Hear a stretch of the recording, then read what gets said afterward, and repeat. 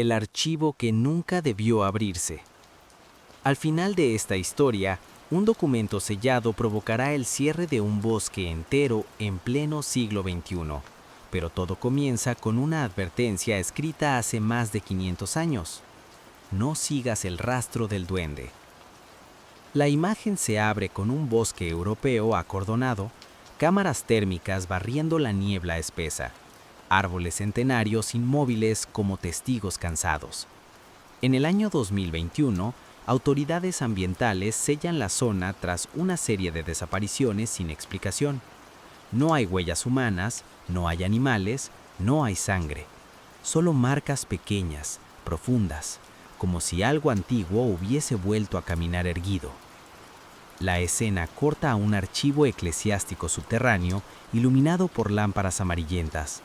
Un pergamino aparece marcado con sellos rotos y símbolos de advertencia. Data del año 1491. El texto describe a una criatura pequeña, de piel oscura y ojos reflectantes, capaz de imitar sonidos humanos para atraer viajeros. Durante siglos, este documento fue clasificado como superstición rural, hasta ahora. Para entender el origen del duende, el relato viaja a la Europa del siglo XV, un continente marcado por guerras, hambrunas y bosques inexplorados.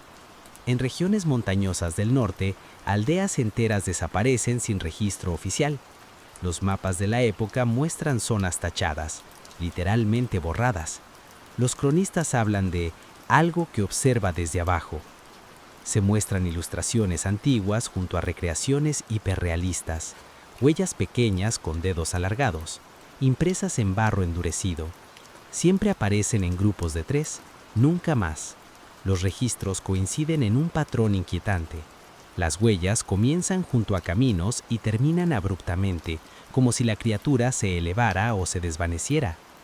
Generación tras generación, las aldeas transmiten una regla no escrita: no seguir voces en el bosque, no responder risas nocturnas, no pronunciar su nombre.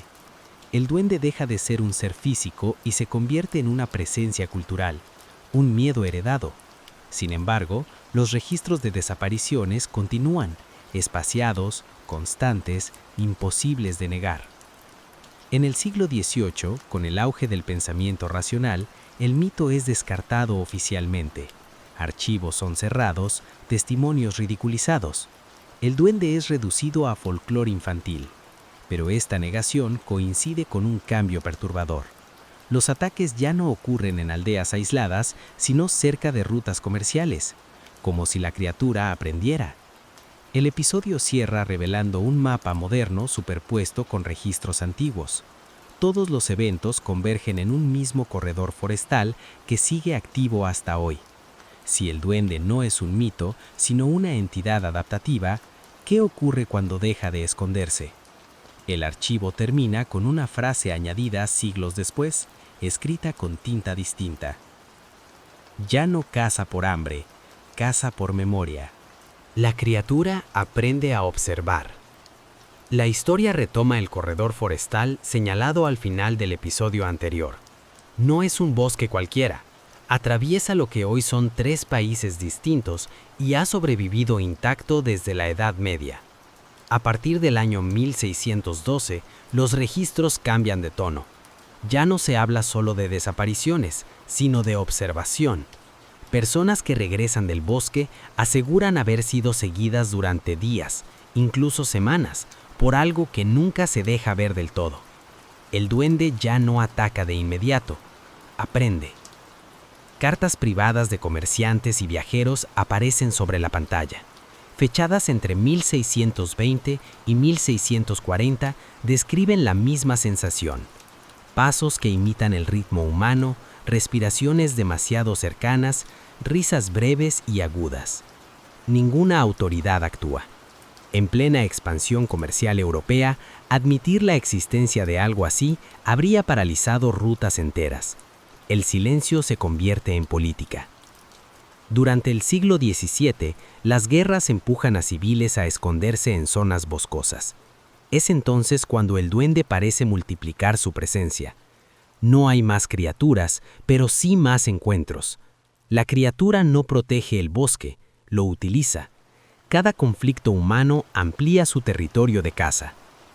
Ilustraciones médicas del siglo XVIII intentan racionalizar al duende.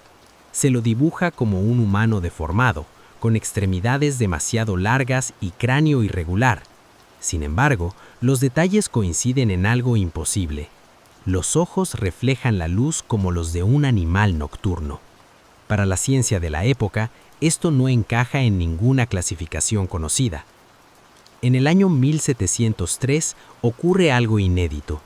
Un grupo de cazadores afirma haber herido a la criatura. Siguen un rastro oscuro hasta una cueva, pero ninguno entra. Al día siguiente, 3 de ellos desaparecen en sus propias casas, sin señales de entrada forzada. El mensaje es claro: el duende ya no está limitado al bosque.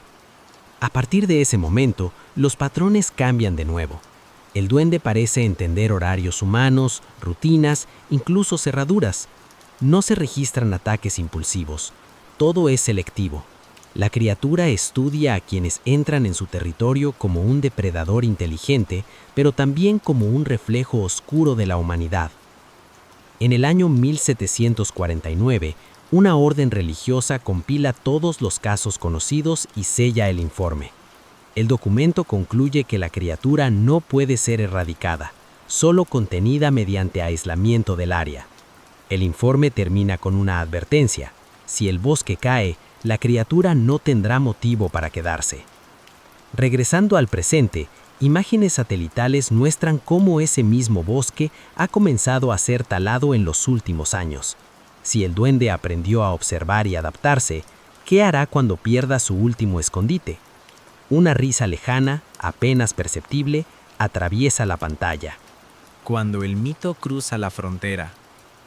A comienzos del siglo XIX, el gran corredor forestal empieza a ser dividido por fronteras políticas.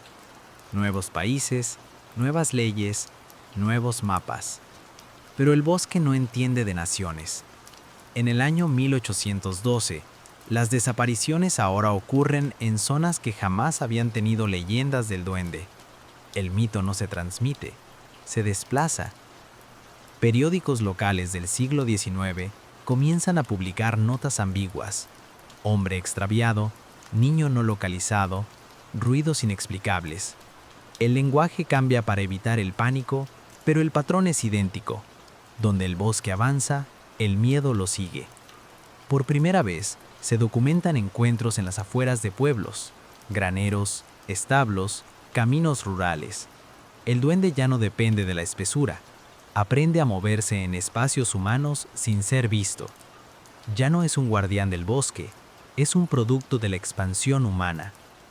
En el año 1897, aparece la primera fotografía asociada al duende. Borrosa, mal encuadrada, muestra una figura baja y torcida al fondo de un claro.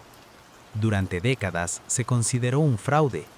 Hoy, ampliaciones digitales revelan proporciones imposibles para un ser humano. El episodio termina con una frase escrita detrás de la fotografía: no miraba a la cámara, miraba al fotógrafo.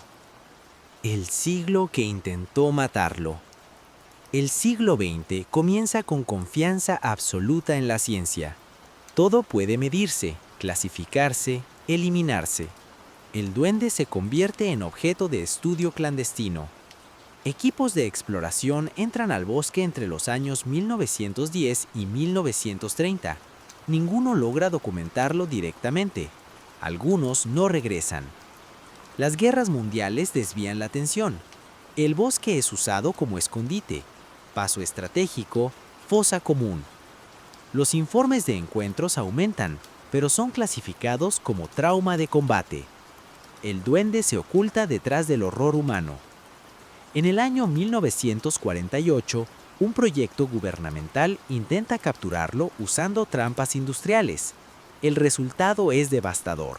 El área queda completamente silenciosa durante semanas. Sin aves, sin insectos, sin vida. Cuando el sonido regresa, los responsables del proyecto han desaparecido. El informe final concluye con una frase censurada parcialmente: La entidad no responde al ataque, responde a la intención. El duende moderno. A finales del siglo XX, la tecnología invade el bosque. Cámaras de movimiento, sensores térmicos, micrófonos. Por primera vez, el duende deja registros indirectos, distorsiones, fallos eléctricos, sombras que no corresponden a ningún cuerpo conocido. Los datos revelan algo aterrador. El duende aparece solo cuando hay humanos solos, distraídos o emocionalmente vulnerables. No es aleatorio, es selectivo. Una grabación de audio capta una voz imitando perfectamente a un niño perdido, grabada a kilómetros de cualquier asentamiento. El error final. En el siglo XXI, la tala masiva reduce el bosque a fragmentos. El equilibrio se rompe.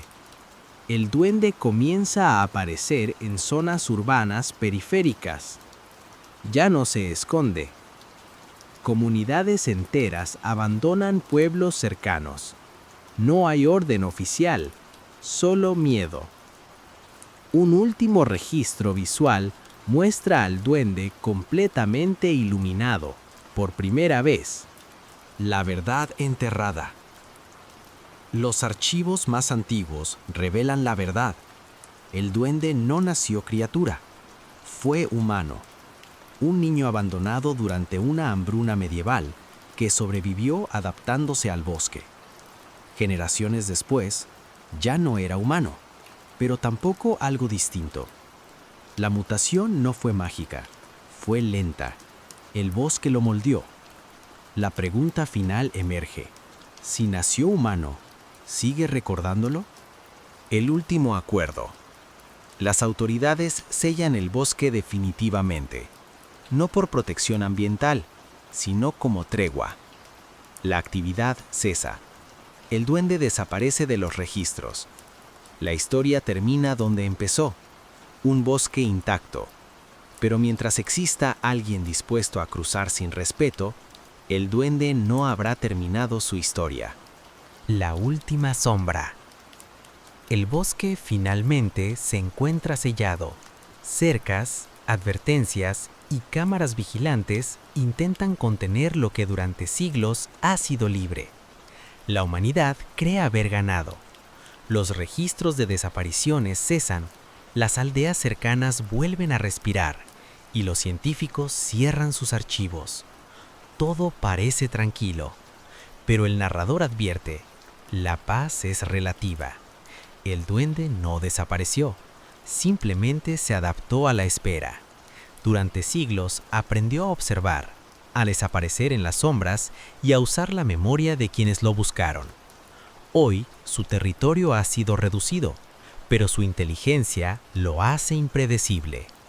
En una noche sin luna, la cámara se adentra en el bosque sellado. Árboles que parecían inertes comienzan a moverse apenas perceptibles. Hojas crujen como pasos, ramas caen sin viento. Una silueta baja y torcida aparece entre la niebla, inmóvil. Sus ojos reflejan un brillo que recuerda a los antiguos registros. Humano, pero no humano. Antiguo y moderno al mismo tiempo. El narrador revela la verdad final. No se trata de caza, ni de hambre, ni de venganza. El duende sobrevive por memoria, por presencia, por la necesidad de ser recordado. Cada humano que intenta ignorar su existencia lo fortalece.